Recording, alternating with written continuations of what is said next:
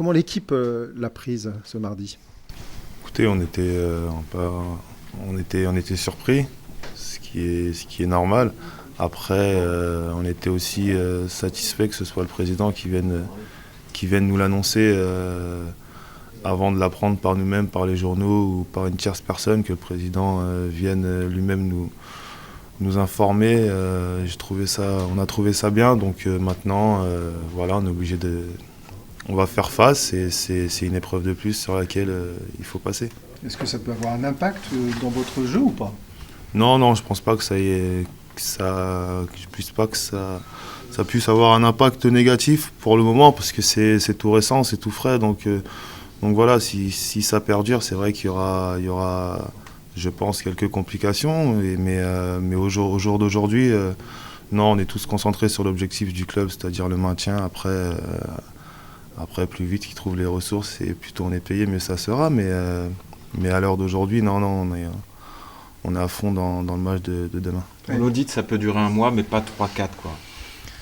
Bah oui, après quand ça dure 3 à 4 mois, ça devient un peu plus compliqué. Donc forcément, il y aura des gens pour qui ça passera mal. C'est humain, on travaille, donc c'est logique de recevoir sa paye à la fin du mois. Maintenant, si ça dure 3 à 4 mois, c'est vrai que ça va être un peu plus compliqué. Mais aujourd'hui, ça va. Vous, c'est la première fois que ça vous arrive, puisque vous êtes depuis longtemps au club. Ouais, c'est la première fois que ça m'arrive. Ouais.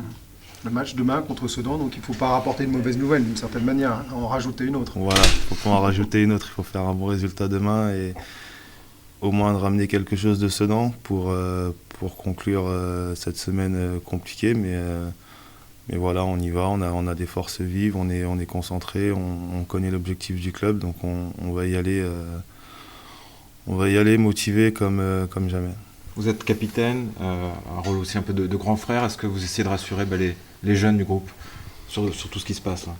Ouais, après sur tout ce qui se passe, la chance du groupe c'est que le groupe est jeune, donc sincèrement, j'ai pas l'impression qu'il se pose plus de questions que ça pour le moment.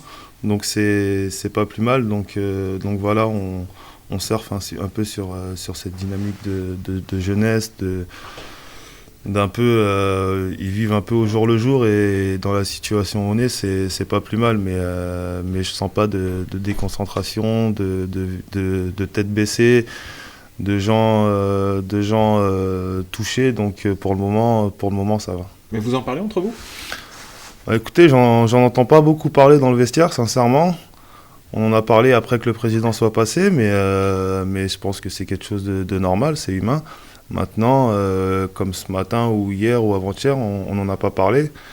On en parle un peu plus avec les joueurs plus âgés comme Jérém, Olive. On en parle un peu plus, mais parce qu'on se disait, enfin, les trois, c'est la première fois que ça nous arrive. Donc voilà, on va faire face et c'est qu'une épreuve de plus à remonter. Ce que j'ai retenu, ce qui est assez frappant, c'est qu'on sait très bien que les gens fantasment aussi beaucoup sur les salaires des footballeurs. Il y a des loyers à payer, il y a des charges aussi. Ouais, bah oui, il y a les charges quotidiennes, il y a les loyers, il y a, je sais pas, il y a les assurances, il y a toutes les choses de la vie courante. Donc voilà, après, de pas toucher son salaire, forcément, il y aura un déficit quelque part et c'est pour ça aussi que j'espère que ça rentrera dans l'ordre le plus vite possible. Dans ce contexte, ça fait du bien de jouer aussi, de retourner sur le terrain?